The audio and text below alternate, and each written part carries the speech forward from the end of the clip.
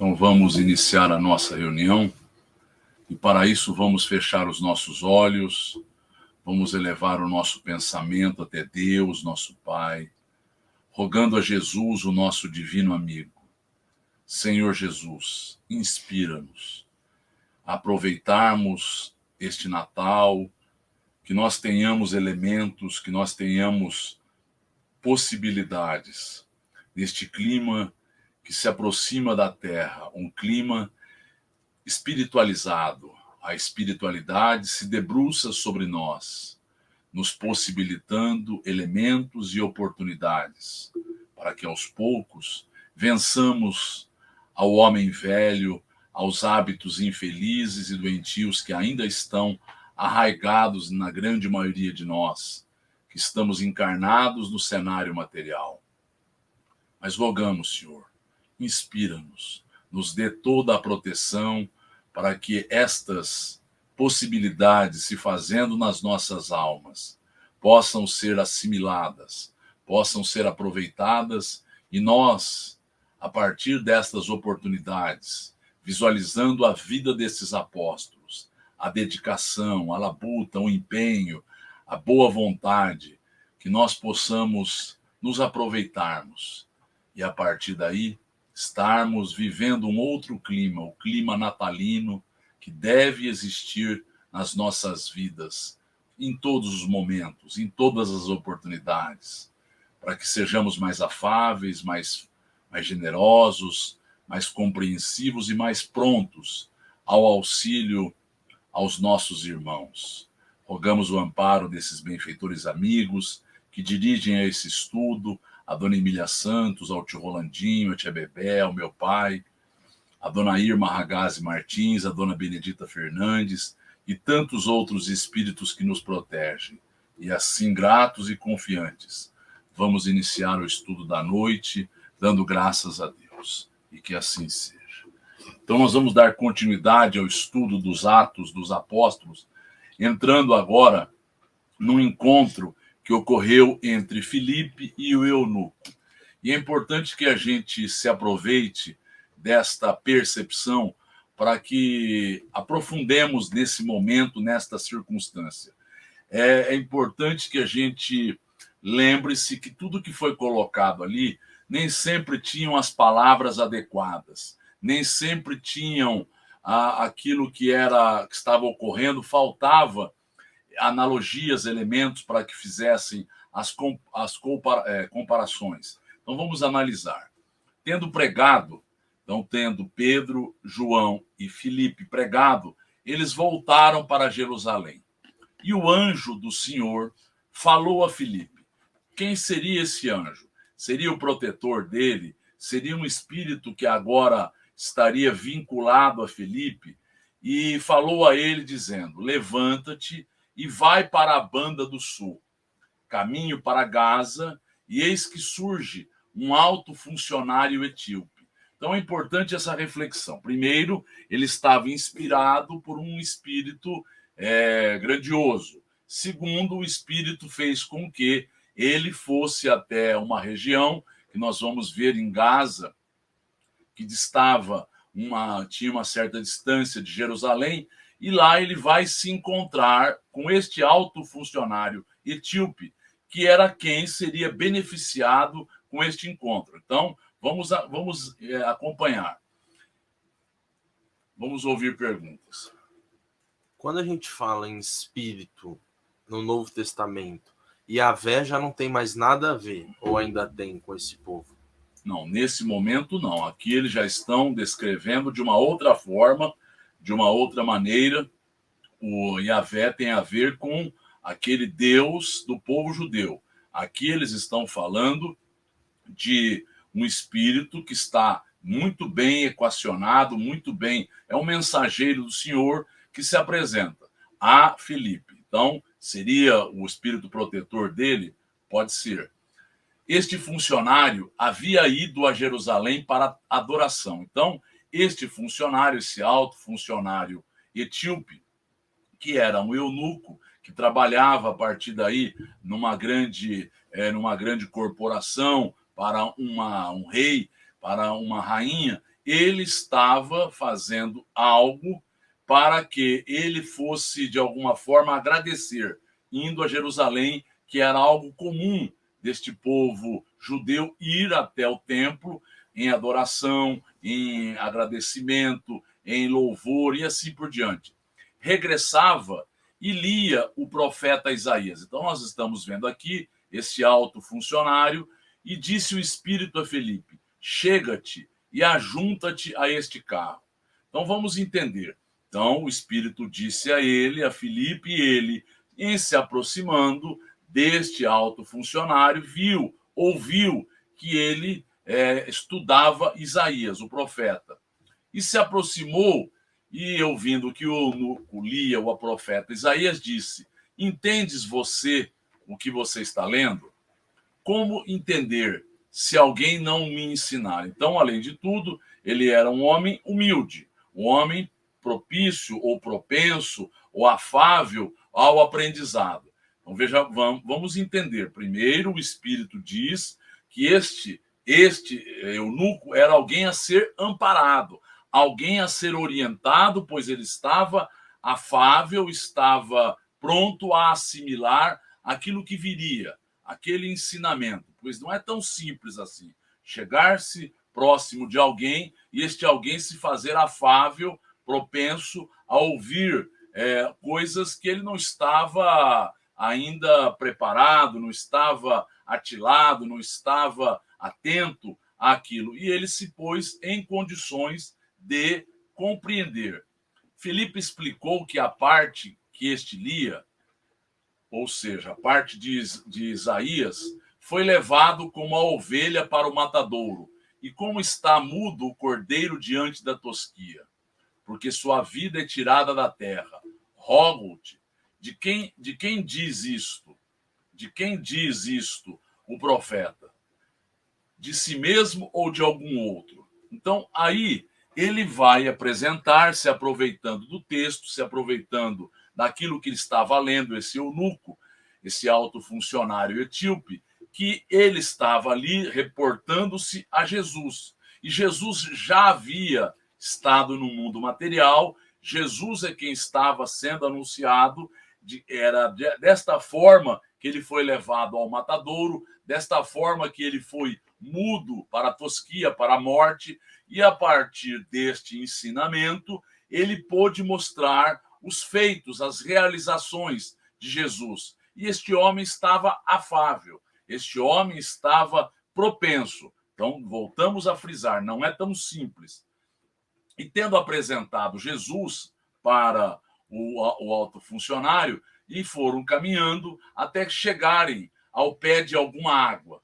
E o que impede, diz esse alto funcionário, que eu seja batizado? Porque a partir daí, desta conversação que foi persuasiva, que foi algo que fez com que aquele homem estava propenso, estava pronto a entender, pronto a assimilar estas verdades. Então, tudo isso nos é colocado porque aquele espírito, aquele mensageiro do Senhor, viu que este homem era alguém que poderia ser semeado, que ele estava pronto, era um terreno fértil a este ensinamento.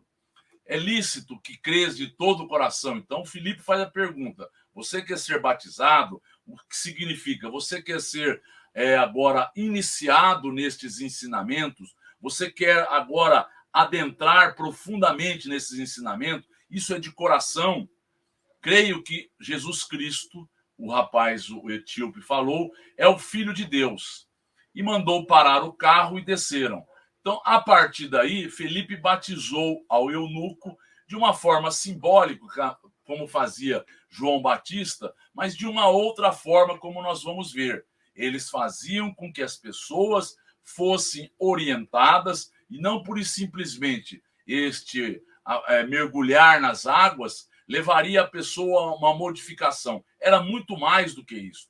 Era uma introspecção, era uma viagem para dentro, era algo que a pessoa agora estava buscando para que ela mudasse os padrões íntimos da sua existência.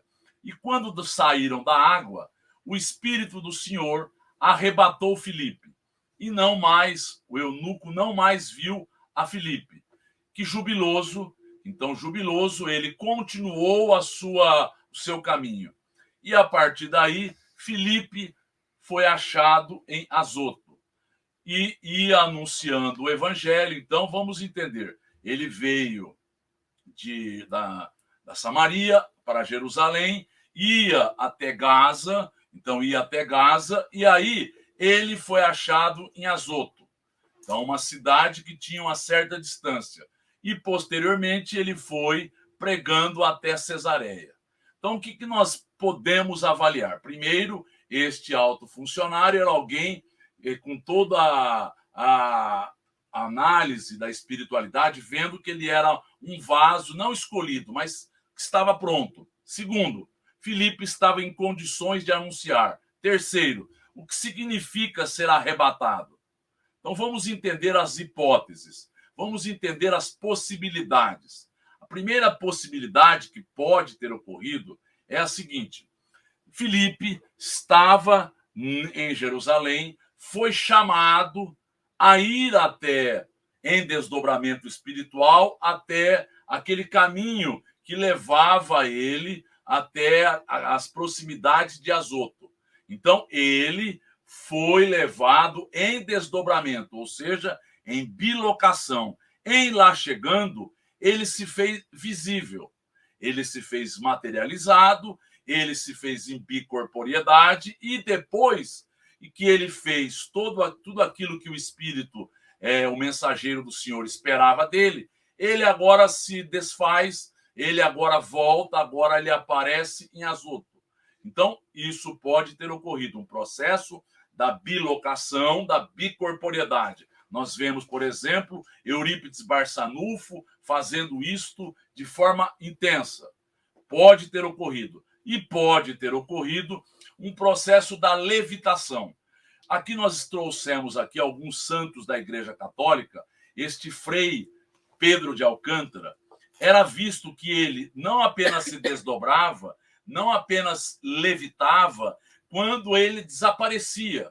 Quando ele estava no monte em que ele iria orar, ele desaparecia da percepção das pessoas. E depois ele aparecia em outros locais. Então, é um arrebatamento? Não é um arrebatamento, porque arrebatamento significa eu vou ao plano espiritual. Por exemplo, eles dizem que Elias teria sido arrebatado e pura e simplesmente não mais foi visível a presença dele. Então, a palavra não é adequada. A palavra provável é que tenha sido um desdobramento, uma bilocação, e a partir daí uma bicorporiedade que desaparece. Ele volta ou vai a algum local em que ele não é mais visível, tendo podido ocorrer um processo também da levitação, em que as pessoas ali estão vendo que ele está andando, mas ele aparece de chofre, aparece num átimo, ele aparece de forma instantânea, como se fosse alguém corporificado. Então, estas são as possibilidades. Então, o que ocorreu? Um fato mediúnico. Então, o que nós estamos vendo é que os Atos dos Apóstolos como nos falava Teresinha de Oliveira, o evangelho da mediunidade. Ali estão fatos e mais fatos de fenômenos mediúnicos, fenômenos que os apóstolos viveram plenamente, viveram de forma intensa, viveram de forma larga. Vamos ouvir perguntas. Pensando que pode ser o livro da mediunidade e sabendo que a igreja combateu esse fato na Idade Média, ele pode ter sido adulterado? Ele pode ter sido adulterado, mas ele pode ter sido visto com outro olhar. São fenômenos milagrosos, são fenômenos portentosos, são fenômenos que não se repetem. E nós sabemos que se repetem. São fenômenos produto do ser humano. Mediunidade é algo inerente à condição humana.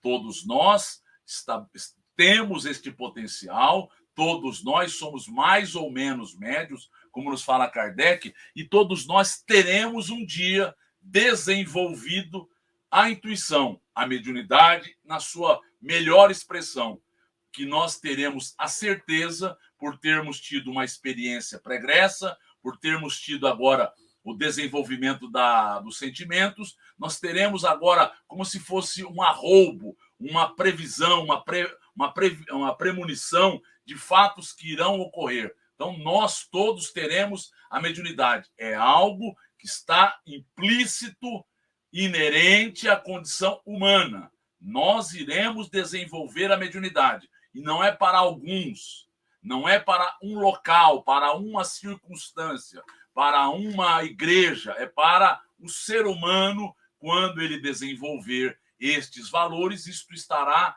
muito bem delineado e isto estará pronto a ser utilizado por cada um de nós. Então, é isso que nós temos que ter a certeza. Não houve um arrebatamento no sentido de arrebatado, foi levado e desaparece. O corpo não desapareceu.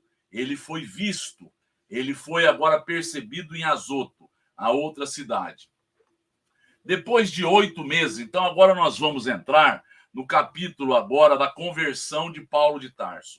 Mas para que a gente adentre nesta conversão, nós precisamos adentrar em meandros, em detalhes. Nós precisamos ir fundo neste processo, porque está aqui muito resumido as situações, como se elas tivessem ocorrido assim, sequencialmente, de uma forma muito rápida, e não foi tão rápido. Então, veja bem, primeiro, ele teve todo aquele processo que nós vamos ver, que ele está agora tendo um dissabor. E ele vai substituir Gamaliel. E substituindo Gamaliel, nos fala Emmanuel, que ele estava agora afrontando, ele estava agora deslumbrado com o cargo, ele fazia perseguições insidiosas, ele fazia com que as pessoas ficassem atemorizadas. O nome de Saulo de Tarso era alardeado como alguém que perseguia de forma insana aos cristãos. Não tinha nenhum momento, nenhum laivo de bom senso. Então, ele havia perdido todo o referencial. Estava sem Gamaliel e estava sem a ternura de Abigail que ele largara naquele momento em que Abigail estivera em contato, viu que era o seu irmão. Ele levou Abigail a Jope, não trocaram mais palavras, nunca mais voltou ao porto de Jope, nunca mais agora soube do paradeiro, apesar dele ter, aqui nós vamos ver, deles terem recebido, Zacarias e Ruth, terem mandado pessoas avisarem a Saulo do estado agora físico, orgânico de Abigail. E ele fez ouvidos moucos e agora pouco se importou. Depois de 8 meses da morte de Estevão, Saulo capitulando ante a saudade e o amor, pensava ele, eu vou me apresentar agora dizendo do meu arrependimento por ter isto ocorrido em relação ao seu irmão, não dele ter matado agora um cristão, de ser o irmão de Abigail. E agora ele se apresentando de uma forma, pensava ele, mais tranquila, ela poderia ter superado este momento. Então ele vai a Jope após 8 meses. Ele estava saudoso, afinal de contas, ele era um espírito para que não se esquecesse. Era a alma da alma dele, mas em função do orgulho, ele estava enseguecido.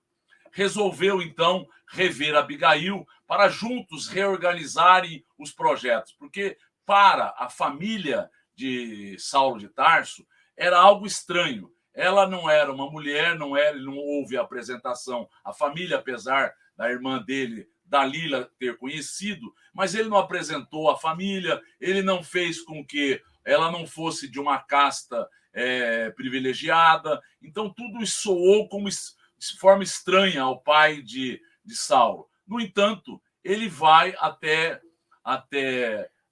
Jope e fica sabendo, primeiro, que ela está com um problema no pulmão. Segundo, que ela se tornara cristã. Isso fez com que ele ficasse abalado. E ele vai perguntar a Zacarias, como isso é possível? Como você deixou que isto ocorresse? Você não sabe que o meu trabalho é perseguir estes cristãos que são homens, não apenas rudes, mas estão pondo em ponto de interrogação no judaísmo. Estão pondo agora criando muitos problemas e celeumas ao judaísmo. Muito bem. Dito isto, Zacarias vai colocar que ela estava nesse estado. Saulo fica sabendo, então, que ela estava doente, que se tornara cristã, e a partir daí, ele vai perguntar a ela se ela havia esquecido a ele, se ela verdadeiramente tocara a vida, de que forma? E a resposta de Abigail é algo para que nós não nos esqueçamos, para que nós entendamos o padrão espiritual de uma alma de escola, uma alma evoluída. Ela vai dizer: como pode uma folha seca no deserto esquecer-se da chuva benévola que lhe deu vida? Ou seja, ela estava dizendo que ele foi a razão da vida dela. Aquilo alimentou a alma dela por muito tempo e ela era cara, ela era alguém reconhecida e nunca iria se esquecer disso. Esses feitos, estas realizações iam repercutir na alma dela para a eternidade. Isso fez com que ele se animasse. Isso fez com que agora ele conjecturasse junto com ela para que eles logo reerguessem um lar, ou erguessem um lar, reestruturassem as suas vidas. Mas ele fica sabendo que ela, através de um homem chamado Ananias, um velho, um eremita, um homem que andava aqui e acolá pregando o evangelho, ela tivera contato com o evangelho, ela tivera contato com Cristo, porque as últimas palavras do irmão dela, Gesiel, haviam calado fundo nela. Esse homem é o homem que me deu a razão para que eu vivesse. Esse homem agora descortinou todas aquelas profecias, ainda que ele estivesse falando em uma voz muito baixa, numa voz ainda dúbia, afinal de contas, o estado físico dele era deplorável, fez com que ela repensasse. O meu irmão sempre foi um homem de inteligência cristalina, um homem de bom senso, um homem que sabia, ele foi capaz de, no momento em que nosso pai, Josebebe, estava sendo levado agora a ter um ato, ele foi capaz de admoestá-lo de forma serena. Ou seja, ele nunca deixou que interesses outros tirassem o bom senso dele. Então, tudo isso fez com que ela repensasse e nos momentos mais difíceis, e ela vai dizer a ele, nos momentos mais difíceis da minha vida, porque eles vão falar, ela esteve em 3 dias entre a vida e a morte. Isto só ocorrera quando o irmão e o pai havia sido morto. Agora se repete o fato e ela foi trazida novamente, reavivada as suas esperanças, com a presença de Ananias. Isto fizera a ela muito bem, deu a ela o equilíbrio, a serenidade, a paz que ela tanto almejava. E neste momento, ele agora está deixando de lado estas questões, não querendo adentrar profundamente, se despede, mas é chamado logo mais, é chamado no dia seguinte. Saulo foi avisado que Abigail estava agonizando. Ele precisava ter este chamamento, ele precisava ter este alerta. Afinal de contas, este era o homem a ser agora escolhido, era o vaso escolhido para fazer de forma destemida, intimorata, todo esse trabalho. Então ela estava agonizando e ela vai falar: não chore, Saulo, a morte não é o fim de tudo.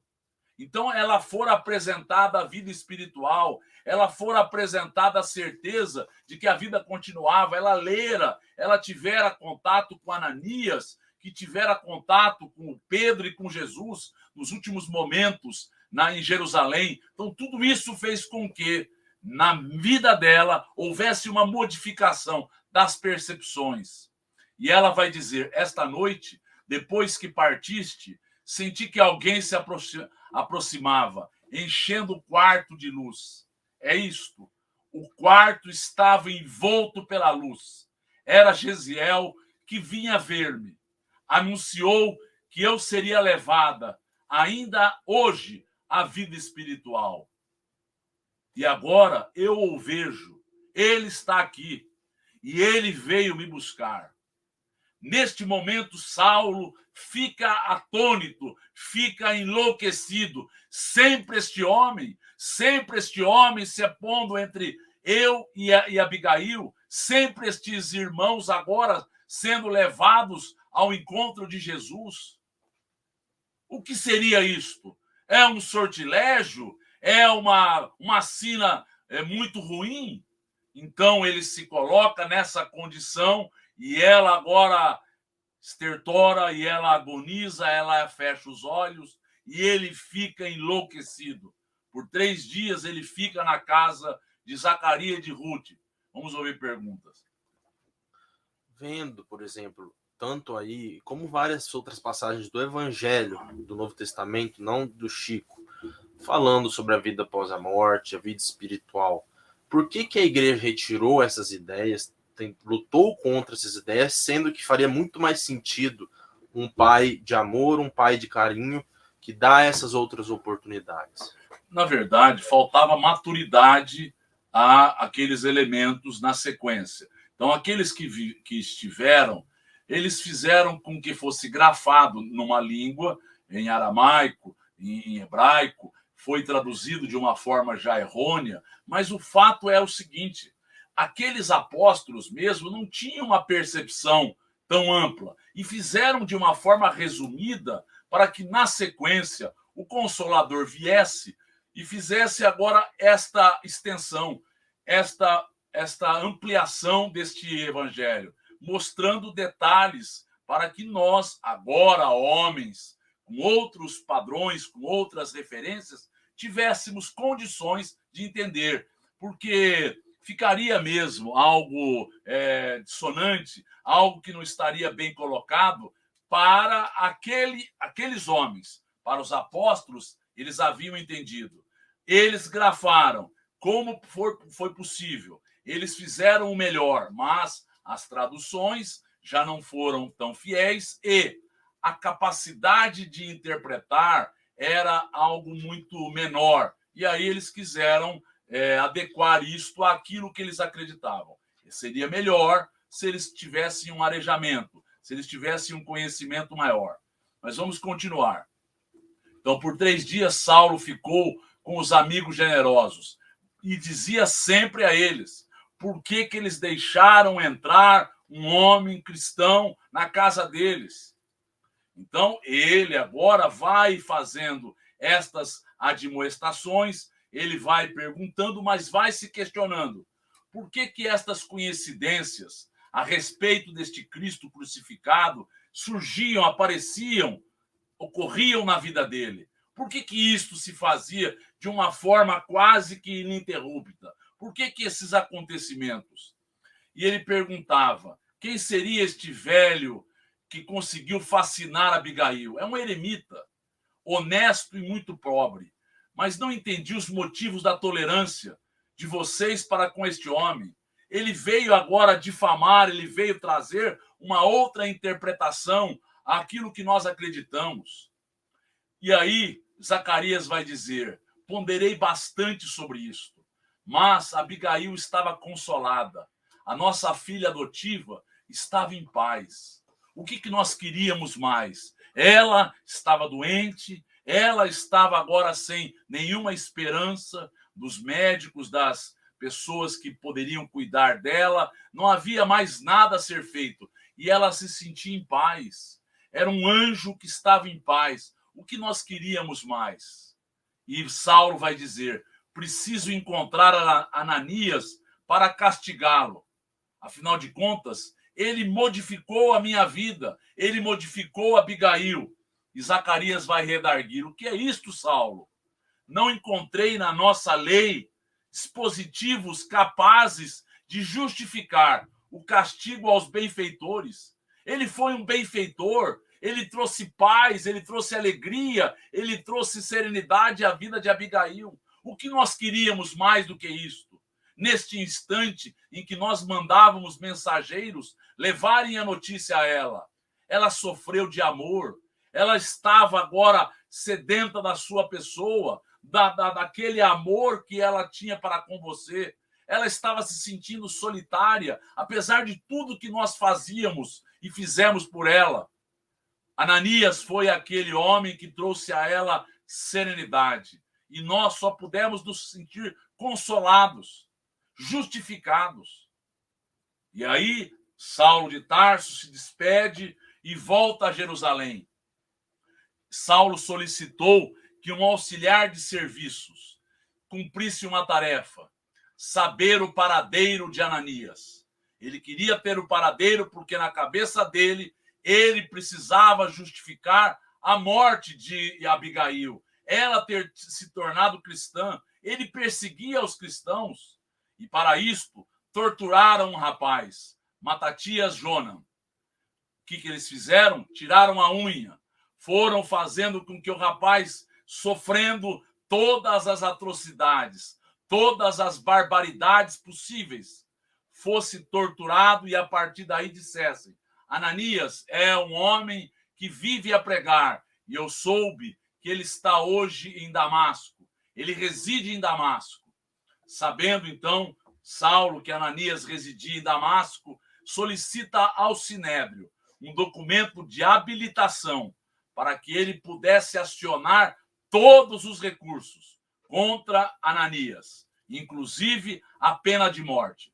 Veja bem, como é que era possível estando em outra localidade? Era possível, pois este Ananias era um judeu, era um homem que havia se tornado cristão e ele faria a perseguição aonde fosse possível contra os cristãos, mesmo não sendo a alçada do Sinédrio, apesar deles ser, a partir daí, eles terem poder sobre os judeus. Então vejamos, é algo abominável, é algo assim que ele estava enceguecido, estava fanatizado, estava a partir daí preso a uma ilusão que, matando os homens, nós matamos a ideia.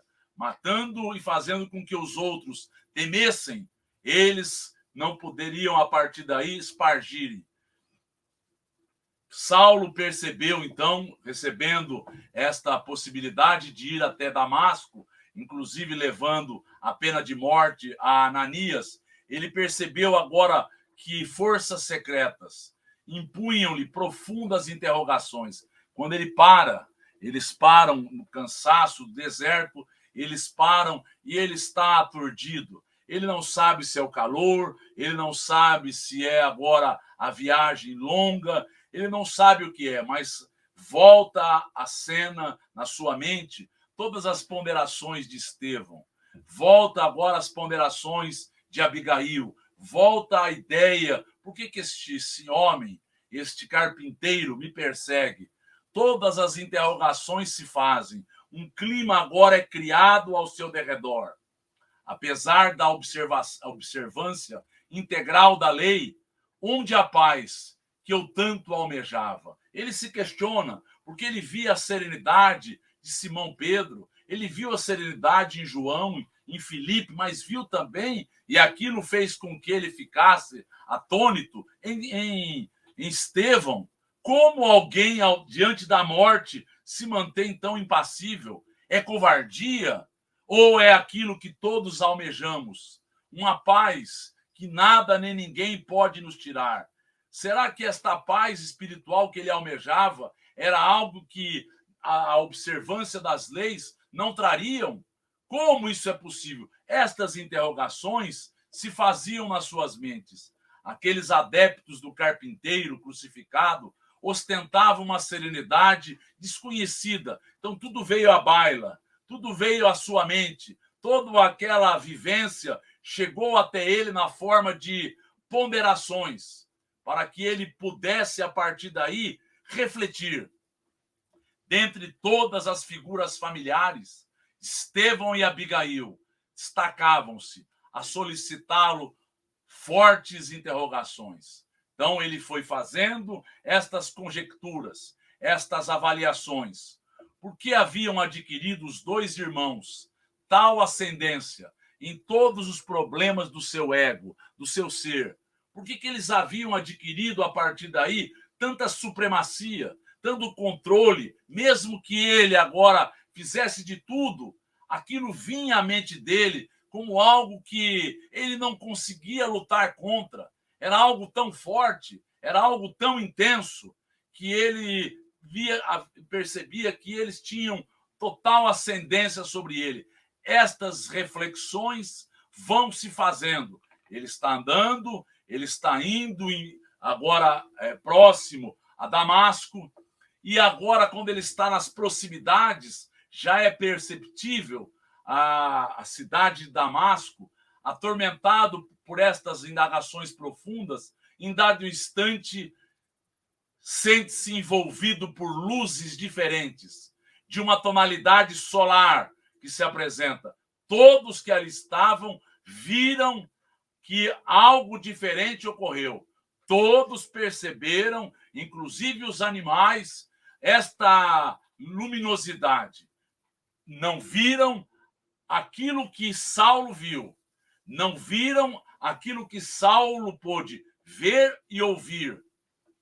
Tem a impressão de que o ar se fende como uma cortina. Então, ele percebe que algo é como se separasse, como se algo inusitado estivesse ocorrendo, sob pressão invisível e poderosa. Ele está agora tomado por esta situação nunca percebida por ele. Considera-se presa no sentido de estar envolvido, está agora relação presa-predador, ele está totalmente comandado de inesperada vertigem. Então é presa nesse sentido, ele está preso nesse sentido, de uma vertigem, uma tontura. Quer voltar-se, pedir socorro, não os vê, não vê a nada. Aquele clarão faz com que ele só perceba isto. Grita desesperadamente. Tomba do animal ao desamparo. Então eles percebem e estão achando aqueles homens que vieram com ele, amando do Sinédrio também, porque achavam que era uma realização muito bela que ele iria fazer, se prontificaram a estar com ele. Este homem, para aqueles judeus, era agora a esperança de toda uma raça, de libertá-los. E aí ele tomba do animal. A visão parece dilatar-se ao infinito. Essa descrição de Emmanuel é belíssima. Então a visão agora se estende, como se o infinito fosse agora algo mensurável. Outra luz lhe banha os olhos deslumbrados e vê a figura de um homem de majestática beleza, dando-lhe a impressão que descia do céu ao seu encontro. Então imaginemos a luminosidade que o Cristo se apresentou a ele. A vidência dele foi aberta. Ele pôde perceber em detalhes, em meandros, em recônditos. Agora ele foi adentrando nestas descrições e nesta capacidade de amealhar, de reter as informações. Sua túnica era feita de pontos luminosos. Olha a capacidade de observação de Saulo. Apesar de atônito, apesar de deslumbrado, apesar de ver esta figura majestosa diante dos olhos, apesar de ver como os profetas de outrora se apresentaram, e ele via que eram pontos luminosos que iam se definindo, e com inflexão de voz inesquecível se fez ouvir: Saulo, Saulo, por que me persegue, Saulo? E ele ficou de joelhos instintivamente, como se reverenciasse a figura de um homem que dá diretrizes a todos nós. Isso era algo natural, era algo inato dentro dele. Ele se fez de forma plena, convicto daquele homem. Era um grande profeta. Incoercível sentimento de veneração apossou-se dele. Quem sois, Senhor? Eu sou Jesus, aquele a quem tu persegues. Num minuto, viu seu mundo cair. Num minuto, ele percebeu. O mundo dele havia se dissipado. Tudo mais era ilusão. E ele vai perguntar: o que queres que eu faça, Senhor? O que queres que eu faça? Neste momento, ele já estava pensando no momento seguinte. Ele já entendera neste instante tal a sua acuidade mental, tal o seu poder espiritual agora que é trazido à tona, ele está pronto. O que queres que eu faça, Senhor? Entre em Damasco e lá lhe será orientado. Então veja, tudo foi colocado de forma muito clara. Experimentou invencível vergonha do seu passado cruel. Neste átimo, nesse segundo, ele viu todas as ilusões, todos os enganos. Uma torrente de lágrimas impetuosas lavava-lhe o coração.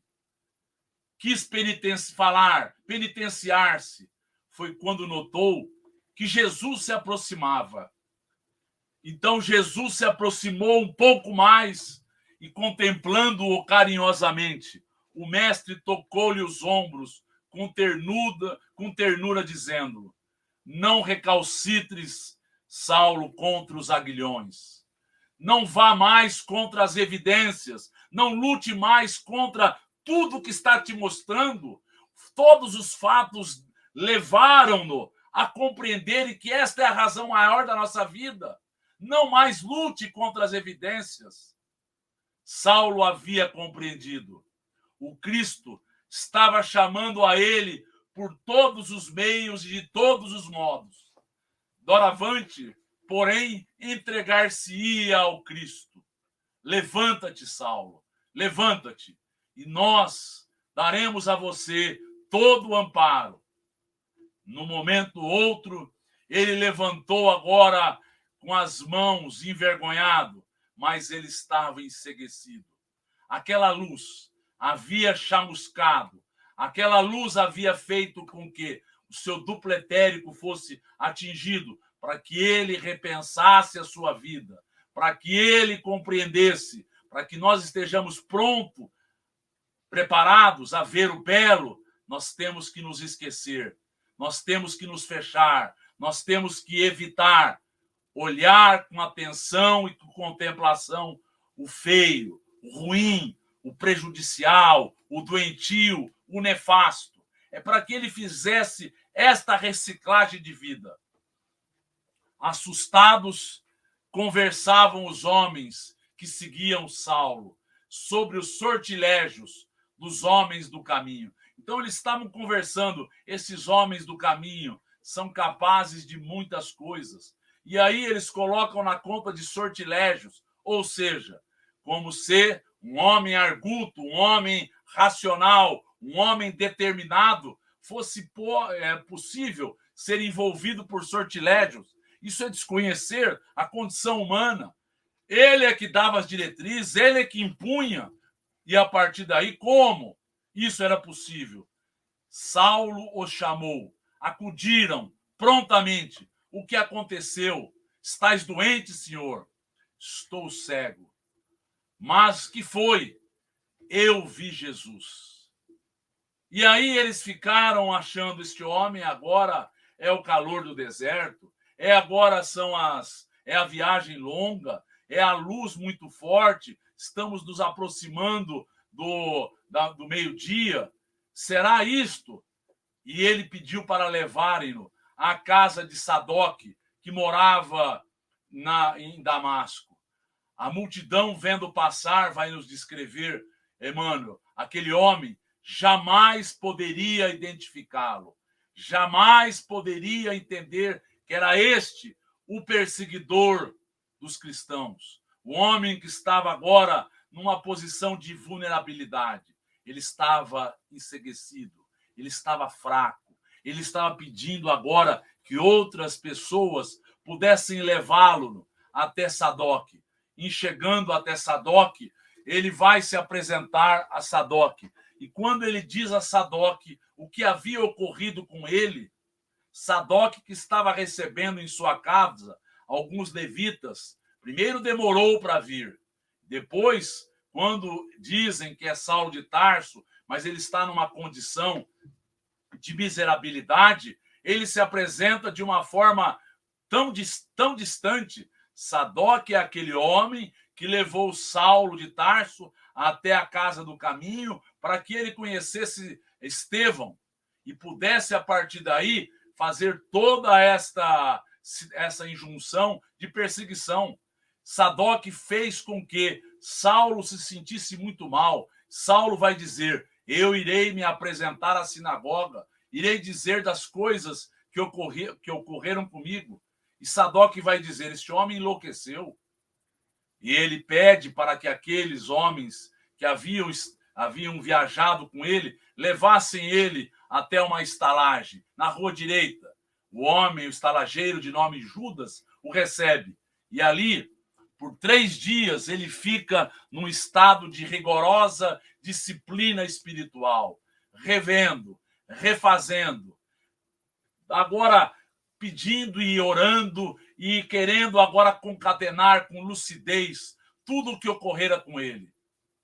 Sua personalidade dinâmica havia estabelecido uma trégua às atividades para examinar com serenidade e equilíbrio os erros do passado, as dificuldades do presente e as realizações que o esperavam no futuro. Uma alma determinada, uma alma que no momento que soube que havia errado, que estiver em erro, não apenas se arrependeu, estava propenso a uma mudança substancial e diametralmente oposta à sua vida.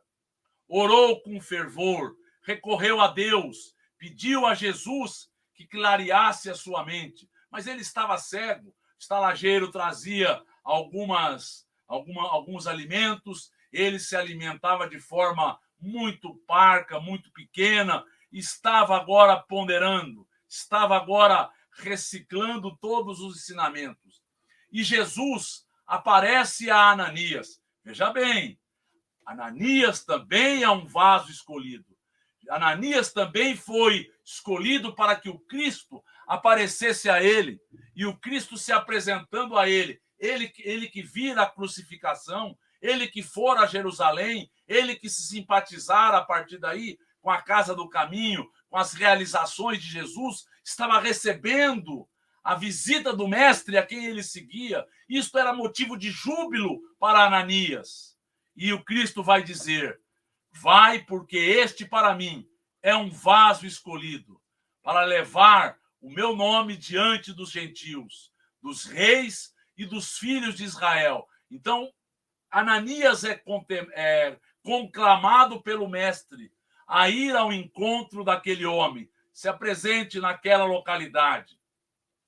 Pois eu lhe mostrarei a Saulo de Tarso o quanto é necessário ele padecer pelo meu nome. Então vejamos, está implícita a lei de causa e efeito, da ação e da reação, está implícita. Mas está implícita também a ideia de que os vanguardeiros, aqueles que vão abrir os horizontes, terão muitas dificuldades. As pessoas estão acomodadas, as pessoas estão fechadas sobre si mesmas, achando que elas detêm a verdade. E quando uma verdade maior se nos apresenta ou nos é apresentada, o que nós fazemos? Fazemos ouvidos moucos, fazemos agora que não é conosco, afinal de contas, é conveniente nós nos mantermos acomodados. Nós não queremos sair desta mesmice, nós não queremos sair desta comodidade.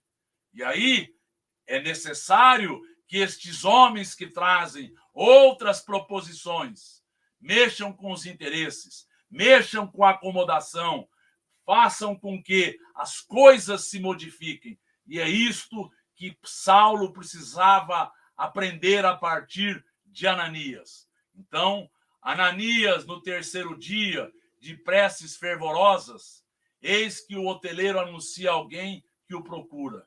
Seria Sadoc? Pensava Saulo. Manda entrar. Então ele manda entrar. E quem sois, irmão Saulo? O Senhor que te apareceu no caminho enviou-me a esta casa para que recebas a iluminação do Espírito Santo. Ou seja, receba agora o dom da mediunidade, receba agora todo o amparo, toda a proteção, volte a enxergar, vosso nome, Senhor? Eu me chamo Ananias. A resposta era uma revelação. Ananias era quem Saulo de Tarso viera perseguir. A ovelha perseguida vinha buscar o lobo voraz. Vinha trazer ao aprisco do mestre aquele lobo que estava querendo fazer com que as ovelhas fossem perseguidas. Era uma revelação que ele não poderia agora contra-argumentar. As coisas estavam fazendo sentido. Quisera beijar-lhe as túnicas, mas, como vede, Senhor, estou cego. Eu gostaria de beijá-lo, mas eu estou cego. Jesus mandou-me para que tivesses o dom da vista. E, novamente, ele foi reintegrado à normalidade, à sanidade física. Ele pôde enxergar novamente. Então, Ananias estava agora falando, fazendo e orientando a Saulo.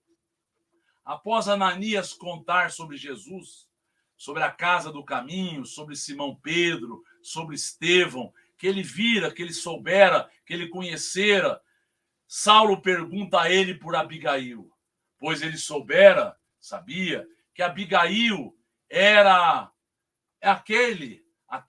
Abigail havia sido levada ao cristianismo por Ananias. E Ananias coloca, depois de Abigail receber o batismo de minha mão, ela confessou que te amava muito. Ela disse que ela tinha uma devoção por você. Ela tinha algo dentro dela que ela orava todos os dias. Nós orávamos por você. Me convidou a orar por tua conversão. Nós fizemos muitas vezes juntos esta prece, tentando que você fosse beneficiado. Era ela um anjo exilado na terra. Ananias estava comovido e Saulo chorava. Saulo solicitou onde ele poderia obter este evangelho sagrado. Somente na casa do caminho poderia Saulo encontrar a cópia integral, mas ele, Ananias, tinha alguns escritos que deixou com Saulo. E Saulo agora copia rapidamente para que ele pudesse ter agora conhecimento da vida de Jesus. E aí ele começa a conversar, começa agora a ter uma afinidade muito grande com Ananias. E ele, tendo lido os pergaminhos de Ananias, ele achou que ele deveria se apresentar à sinagoga para dizer da sua visão que ele tivera de Jesus, pois na percepção dele, isto era necessário, o seu espírito era um espírito honesto, era um espírito que precisava dizer à sua raça, aos seus irmãos, tudo o que ocorrera com ele. Então, para ele, isso era algo que ele não poderia deixar. Ele teria que se apresentar e mostrar o que havia ocorrido com ele. E quando ele vai à sinagoga, primeiro falou Sadoque, depois subiu ele no púlpito para comentar. Varões de Israel, em nome do Todo-Poderoso, venho anunciar-lhes pela primeira vez as verdades da nova revelação. O Messias prometido já veio. Jesus de Nazaré é o Salvador dos pecadores. Todos ficaram atônitos. Olha que interessante. No primeiro momento, o que aconteceu? No primeiro momento, eles acharam, ele está criando uma figura de linguagem, ele está criando agora uma situação para nós descontrairmos.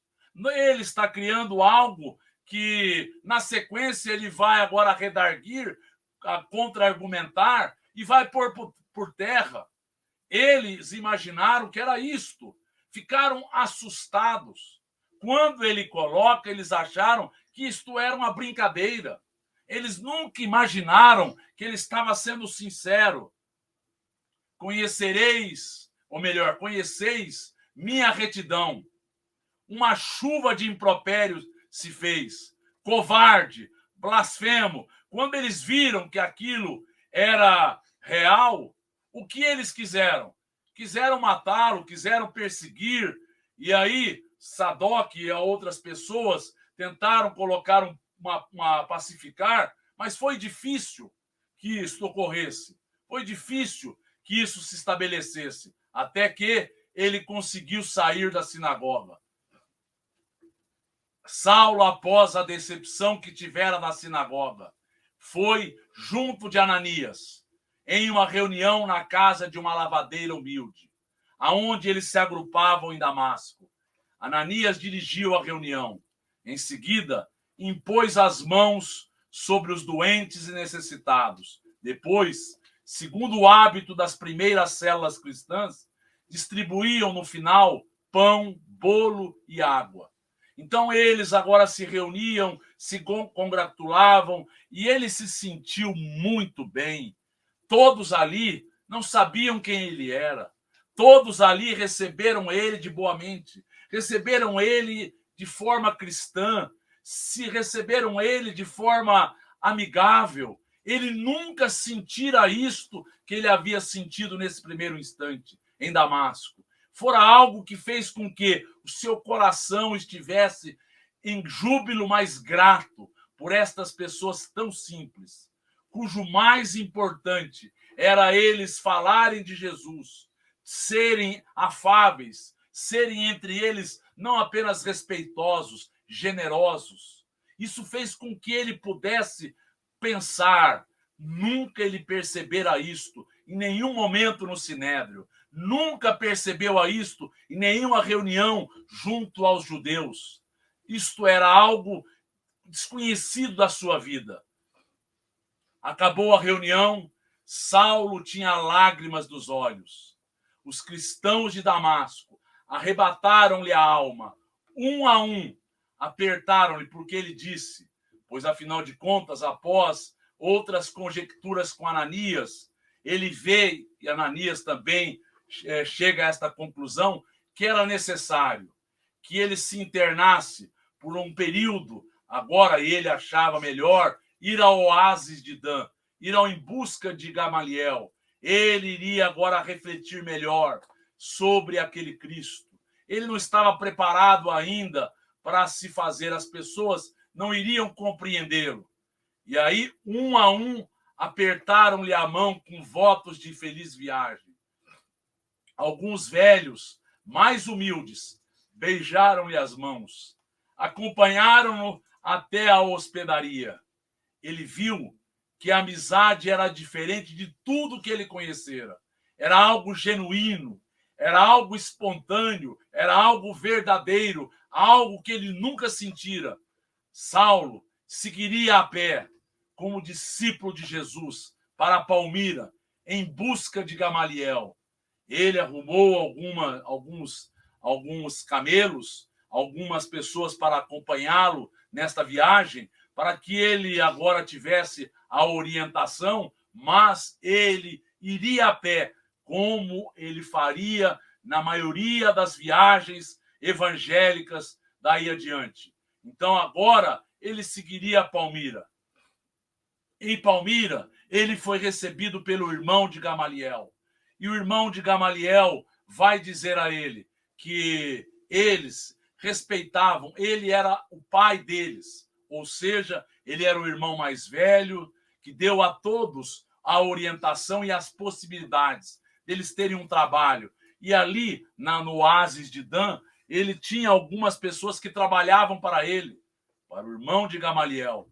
E no primeiro momento, Paulo não quis se apresentar, disse que era um amigo. E o irmão de Gamaliel vai dizer que o irmão dele quer fazer ilações evangélicas, religiosas, mas eles veem que ele está mudado, que ele está com problemas de ordem mental, que ele havia utilizado muito a cabeça, que ele era um homem agora arguto e que a partir daí eles não levavam em consideração muitas coisas, que ele pensasse nisso, mas ele estava em tal lugar. E Saulo foi recebido por Gamaliel com surpresa e alegria. Saulo, após os preâmbulos, relata com paixão o encontro que tivera com Jesus. Gamaliel ouviu-lhe com indizível espanto. Então Gamaliel agora estava, os seus olhos vorejavam lágrimas. Aquela prova enchia-lhe de profundo consolo. Não havia aceitado em vão aquele Cristo sábio e amoroso. Eu sabia que era verdade. Eu sabia que ele também era a razão maior das nossas vidas. Ele é o caminho e a verdade e a vida de todos nós. Abraçaram-se comovidamente. Saulo o orientou a seguir para o oásis de Dan, levando os pergaminhos que ele, Gamaliel, havia ganho de Pedro. E ele, nesse instante, teve uma premonição, imaginando que aquilo seria muito importante a Saulo para adiante, para a posteridade, na sequência da sua vida. Pois como eles receberiam aquilo? Como eles receberiam? Poderia ser visto de várias formas, como foi. E Gamaliel teve a antevisão, teve a percepção de que isto ajudaria, além de levar Saulo a estudar, a se aprofundar, faria com que ele, se apresentando, ele tivesse um documento para ter agora a pacificação nos ânimos de muitos que não iriam aceitá-lo no primeiro instante. A maturidade de Gamaliel, a serenidade deste homem que havia chegado a conclusões precisas. E ele vai dizer a Saulo: a minha família acha que eu estou enlouquecido, que eu agora estou sem saber o que faço ou deixo de fazer. Mas eu os compreendo. Eu não poderia fazer uma revolução com os meus conceitos. Eu não poderia fazer muitas mudanças. Eu estou no final da minha existência, chegando a conclusões muito precisas, muito importantes da minha vida. E aí, por 3 anos, Saulo fica no deserto da Arábia, os oásis de Dan, junto de Prisca e Áquila, que também estavam internados, que haviam deixado Jerusalém após as perseguições. Então, agora ele vê que eles cantam Prisca e Áquila, ele agora começa a ter uma afinidade para com aquele casal, e ele começa agora a abrir o coração, e eles começam a colocar que eles haviam saído de Jerusalém, eles que eram simpatizantes de Simão Pedro, haviam saído porque eles agora saíam das perseguições que haviam se efetivado a mando de Saulo de Tarso. E ele agora vai querendo saber todos os elementos, e eles vão falando que a fortuna de de um outro conhecido foram retiradas, foram perdidas em função destas perseguições. E eles, não tendo mais o que perder, foram agora levados a um local em que eles não seriam alcançados. E eles vão dizer que eles tinham Simão Pedro como um segundo pai muito querido. Eles vão dizer de todas as realizações, de todo o bom senso de Simão Pedro, de tudo que Simão Pedro havia possibilitado a eles. Disseram que Pedro pedia para que todos que ali estavam orassem por Saulo de Tarso. Que ele, na verdade, Saulo, era um grande benfeitor desta comunidade, pois ele nos levava a ver cada um a sua própria miséria.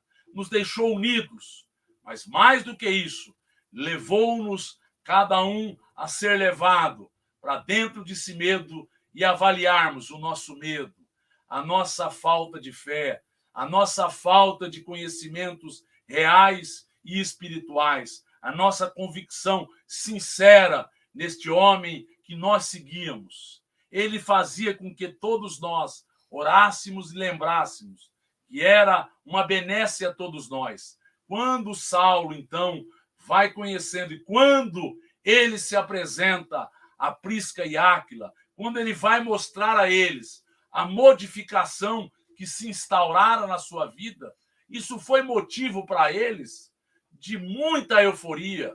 Eles estavam agora muito alegres. Então, José, cognominado Barnabé, levita, natural de Chipre, possuindo uma herdade, vendendo-a, vai levar o preço e vai levar o dinheiro ao pé dos apóstolos. Então, nós estamos vendo que nesse instante nós estamos colocando de forma sequencial, baseados naquilo que está no Atos dos Apóstolos, mas baseado nas informações que nos são trazidas pela mediunidade de Chico Xavier. Então, agora, Barnabé se apresenta. Agora, Barnabé vai levar todo o dividendo e vai morar na casa do caminho. Em deixando o deserto, Saulo, daí por diante, sob a direção de Jesus, teria Estevão ao seu lado como companheiro fiel. Então, Estevão seria o seu guia espiritual. Estevão estava representando a figura de Jesus. Ele, no caso, Saulo, imaginou ser Jesus e era, de alguma forma, o representante maior do mestre junto a Saulo. Estevão estará, a partir daí, ao lado de Saulo em todos os instantes da vida de Saulo. Vai nortear a sua vida, vai dar diretrizes para que o evangelho possa ser pregado, levado aqui e acolá.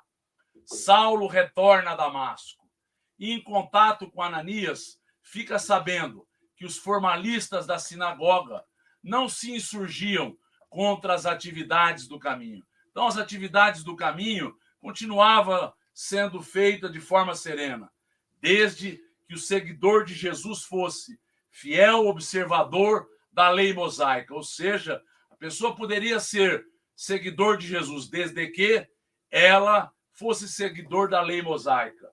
Assim, Saulo foi à sinagoga falar de Moisés, de Isaías e de Jesus. Queriam prendê-lo, mas Saulo se coloca como doutor da lei, cidadão romano. E como não estavam com o mandado de segurança, o mandado de prisão, eles não puderam sair. Mas foi feita toda uma celeuma, toda agora uma balbúrdia se fez na sinagoga. Ele sai da sinagoga sabendo que isso teria consequências. Eles vão agora buscar o mandato vai ser expedido, e aí eles vão vir buscar Ananias, porque eles não acharam Saulo. Ananias fora preso para delatar Saulo, aonde ele estaria. E ele não delata, ele não faz, e ele, a partir daí, sai após ter tomado 39 bastonadas. Então ele sai, tendo sofrido todas as agressões por não ter delatado Saulo de Tarso. Saulo deixa a cidade sabendo que eles fechariam as portas e ele sai num balaio. Saindo num balaio, e alguns cristãos agora fazem com que ele possa ser levado porque tinham fortificações ao derredor da cidade. Isto era comum nas cidades. Nas cidades tinham portas que se fechavam. Ficavam apenas aqueles locais que eram chamados de buraco da agulha, aonde as pessoas poderiam, espremidas, passarem desde que não tivesse uma perseguição. Então era isso que estava ocorrendo. Ele estava deixando ao anoitecer a cidade para que ele não sofresse esta perseguição. E a partir daí, ele sai de Damasco, na Síria, e vai até a Galileia. E vai se apresentar na Galileia. Fez uma jornada difícil e penosa. Muito difícil e penosa. Depois, ele passou dias embevecido. Dias muito agradáveis na Galileia. Então, ele vai chegar na Galileia, e na Galileia ele vai passar horas deliciosas. Ele vai ter contato com Madalena. Ele vai conhecer que ela agora mora em Dalmanuta. Agora era uma mulher que seguia o evangelho de Jesus. Era uma mulher que tinha plena convicção no Salvador, no Messias. Era uma mulher que agora havia renunciado a todas as outras proposições. vai ao encontro de Levi, agora em Carfanaum. Em Carfanaum ele conhece Levi, o primo de Jesus, tido um desses como irmão de Jesus, na verdade era primo, e ele ali vai conhecer toda a beleza dos ensinamentos de Levi. Ele vai poder ter contato. Levi, portanto, não renunciara a ser, ele continuava sendo um cobrador de impostos. Vai até a sinagoga, conhece aquele povo singelo, simples. Ele passa alguns dias e aquilo refaz o seu espírito. Ele percebe toda aquela natureza propícia, a natureza preparada para o desenvolvimento do evangelho. E nos fala o mesmo Emmanuel que ali era algo que as plantas, as verduras, as frutas agora tinham um desenvolvimento muito belo, muito intenso. Ali ocorria algo que a natureza estava se dobrando, aquela alegria espiritual. Após isto, ele vai até Jerusalém. E chegando em Jerusalém, ele teve contato com Alexandre, parente de Caifás, que era um amigo seu. Era um amigo seu agora na sinagoga dos Cilicianos. E Alexandre percebe que ele está mudado. E Alexandre vai dizer, ele fica sabendo a partir de Alexandre, que a mãe dele, de Saulo, havia morrido, que sua irmã Dalila havia mudado por vergonha, que o seu pai vivia infeliz. Então ele soubera de tudo o que ocorrera em Tarso. Ele ficara ocorrendo de todos os acontecimentos a partir de Alexandre, que era um amigo da família a partir daí. Então ele tivera todas as notícias que ocorreram nesses 3 anos em que ele estivera internado no deserto, no oásis de Dan, e aí ele vira a modificação que se estabelecera. Depois, ele se apresenta na casa do caminho. E no primeiro momento, quando ele é anunciado que Saulo de Tarso estava às portas, ocorre um debate muito grande entre agora a divisão que havia se estabelecido. Tiago, com os seus discípulos, não aceitam, pois isto era um engodo, isto era um embuste, isto era uma cilada, isto não era verdadeiro, isto não poderia ser aceito por eles. A partir daí, ele retorna à pensão. E retornando à pensão, eles se reúnem. Simão Pedro, João, Barnabé e outros ali, com bom senso, serenos, ponderam, e é acordado que Barnabé iria até a esta pensão, porque ele deu onde ele estaria. E eles agora vão, Barnabé, pois não havia tido contato com Saulo de Tarso. Então, por que nós dissemos que era ali? Porque ele não havia tido contato naquela perseguição. Ele não havia estado nenhum momento mais em conhecimento de Barnabé. E vai ser dito, se outros forem até ele, pode soar como algo ruim. Pode soar como algo que nós estamos desconfiando. Quando Barnabé se apresenta na casa do caminho, Saulo se sensibiliza. E aí, ele se sensibilizando, conta toda a sua história. Barnabé também é envolvido. Barnabé se sensibiliza com as histórias. Barnabé se emociona. Barnabé percebe. E Barnabé vai pagar a estalagem, porque ele vê o estado agora de mendicância em que Saulo vivia. O estado de dificuldade, de penúria. E leva ele até os apóstolos. Em levando, haviam se formado 2 grupos. Saulo é recebido por Pedro e Tiago. E Pedro vai dizer, irmão Saulo, Jesus quer que sejas bem-vindo a esta casa. E a partir daí, ele começa a contar a sua visão, a visão que tivera de Jesus. Mas o mais interessante, Tiago, os discípulos vão ficar ressabiados, vão ficar imaginando que algo não está bem colocado, mas, conforme ele vai contando, Pedro, João e Barnabé vão se aproximando, vão vendo que aquele espírito é um espírito determinado, é um espírito que sabe aonde quer chegar. Após se refazer na casa do caminho, diariamente, Pedro e Saulo conversam sobre Jesus. E Saulo percebe a falta que Estevão faz.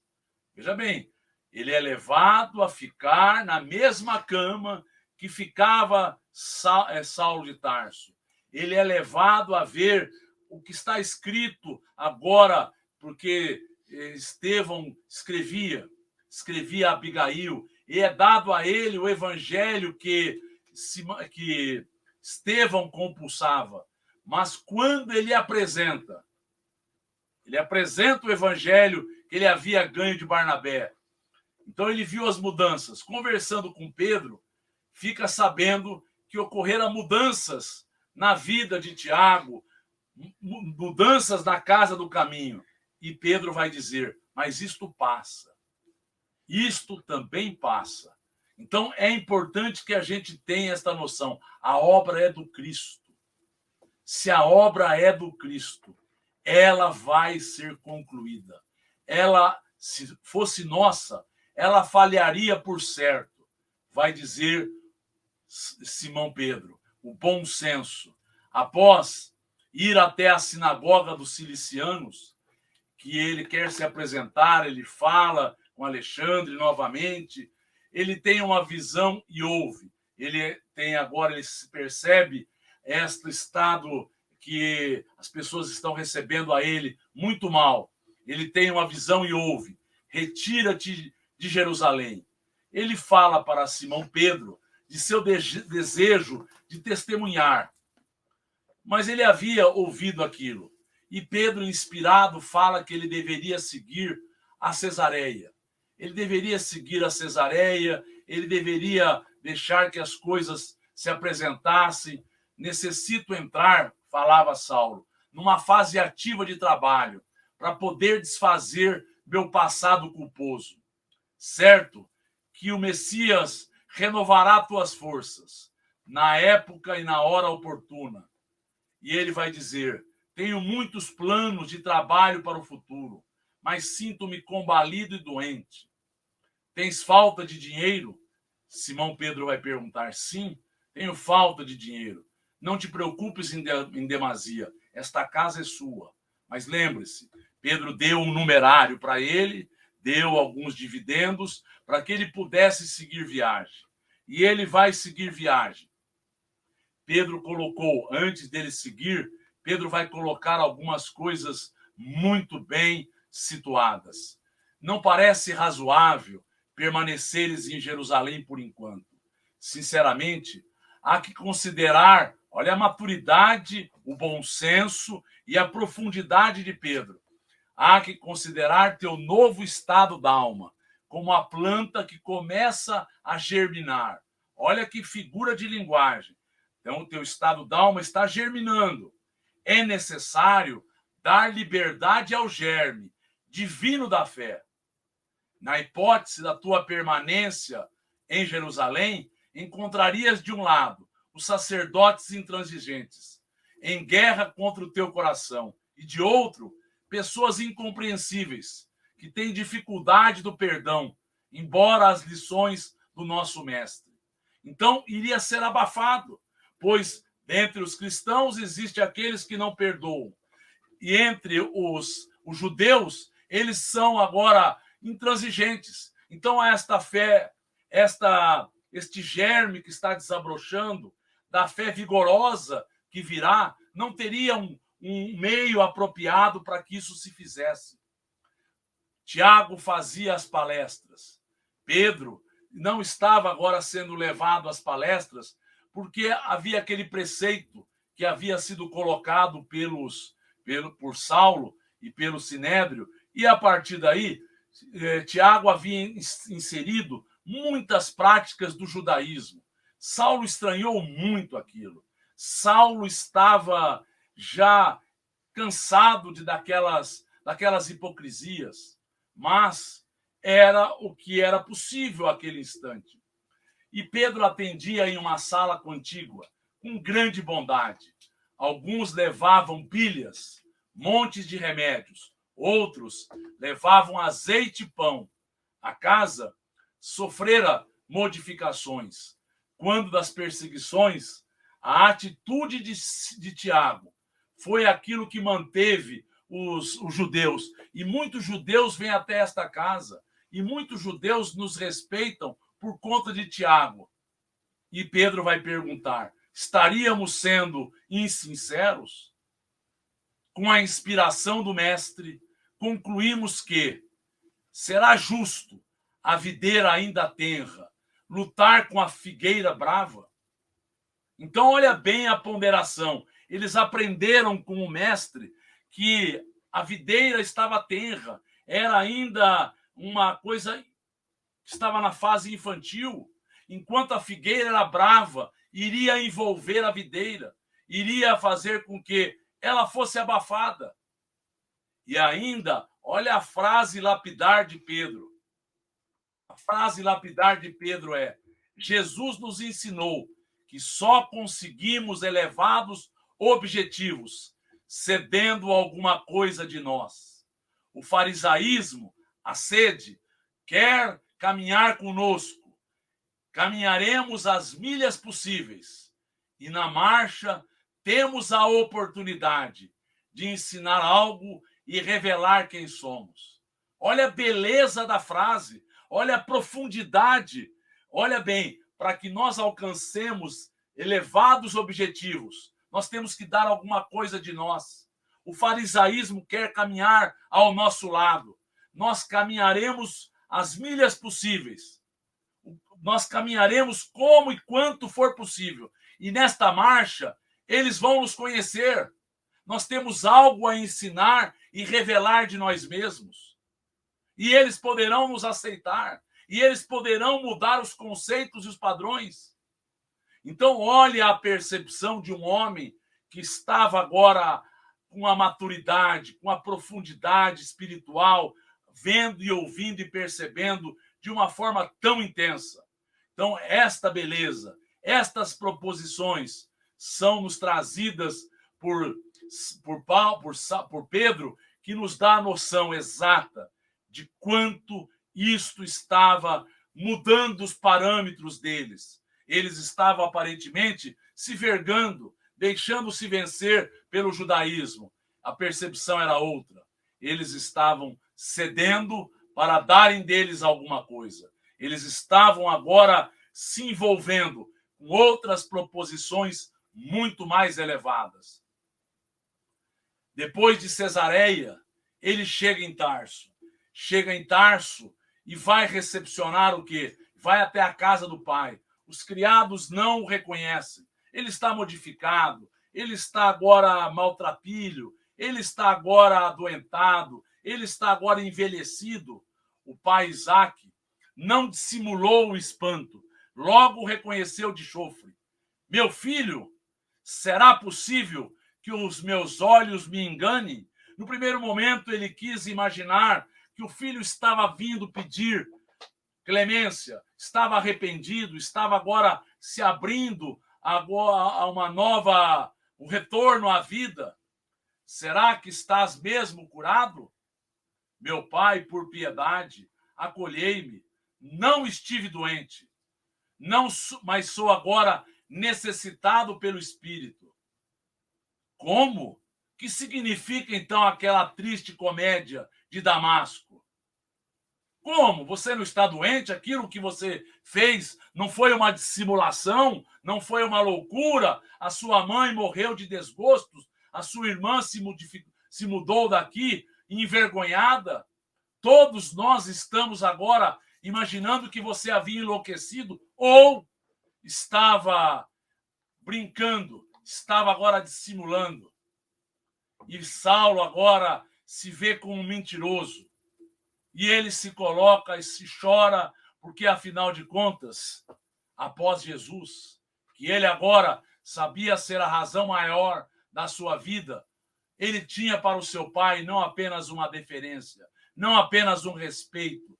O pai sempre fora o homem do bom senso, o homem do equilíbrio, o homem que fez com que ele pudesse ser orientado. E o pai está dizendo a ele: choras? Nunca te dei exemplos de covardia. Isso como se fosse uma covardia. E o pai vai dizer: peço que escolhas, em definitivo, entre a minha pessoa e o desprezível carpinteiro. Ele sai agora, quando ele passa pela sala, ele percebe o vulto da mãe, ou imagina ver o vulto da mãe ali sentado, ele está em lágrimas e vê que o pai não poderia compreendê-lo.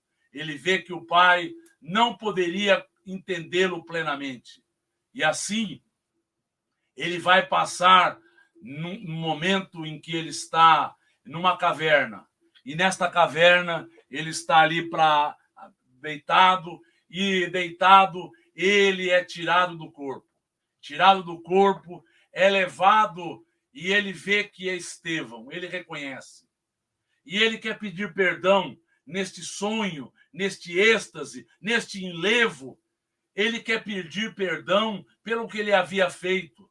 Estevão vai dizer a ele: não te detenhas no passado. Só Jesus foi puro. Só Jesus foi imaculado. Todos nós somos almas que estamos sempre agindo, errando e voltando para reacertar. No momento seguinte, ele vai colocar: a paz do Cristo é da alma laboriosa que obedece e confia. Então, nós teremos ter a paz, mas a paz do engano material, a paz do Cristo, a paz verdadeira, é daqueles que trabalham, é daqueles que obedecem, é daqueles que confiam, daqueles que, de forma ininterrupta, mantêm no labor o bom ânimo, a convicção. E no momento seguinte, ele vê agora Abigail, ele vê que os dois irmãos ali estão. Quando estiver esgotada a derradeira gota dos enganos terrestres, veja bem, eles estão dando a ele uma orientação.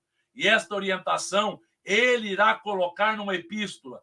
Não sei se no corpo ou fora do corpo, há 14 anos atrás, ocorreu este encontro espiritual. E ele vai relatar. Então, olha o que ela está dizendo. Enquanto houvesse uma gota dos enganos terrestres, ele não poderia ser agora trazido. Era necessário ele esgotar todos os enganos. Jesus, a partir daí, encherá teu espírito de claridades imortais. Reclamas? Companheiros concordes contigo? Jesus não os teve.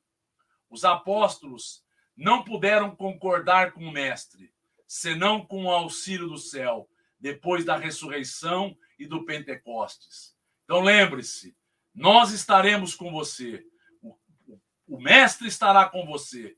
E a partir daí, ele foi ouvindo amor, perdão, trabalho e esperança. Isso fez com que ele se reanimasse, ele se prontificasse e ele estivesse pronto a dar a sua vida ao Evangelho e ao Cristo. Então, nós vamos finalizar o nosso estudo de hoje agradecendo a Deus, a Jesus, aos bons amigos espirituais, todo o amparo que nos possibilitam, todo o auxílio que nos proporcionam, e que as tuas bênçãos, Senhor Jesus, possam estar conosco, possam envolver a todos os que estão vinculados a esta reunião, a todos que foram trazidos a este envolvimento espiritual, para que nós lembrássemos de Jesus, a razão maior das nossas vidas. E assim, agradecendo a Jesus, agradecendo a todos os amigos espirituais e agradecendo a Jesus, rogamos por estes que necessitarão e necessitam destas bênçãos, que somos todos nós.